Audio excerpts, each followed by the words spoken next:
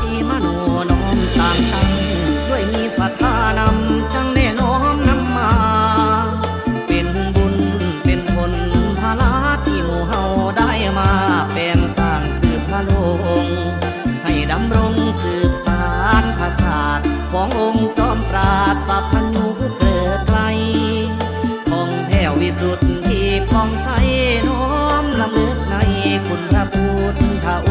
งค์มีประสงค์เป็นพุทธาสารูปหล่อหลอมเป็นรูปพุทธที่เจ้าเนานางด้วยศรัทธาจังได้สร้างสมบังเป็นแรงพลังแห่งสายทานของบุญหนุนสู่คำนำทางเที่ยวทองของพวกไทยพี่น้องซอยสร้างแต่งมา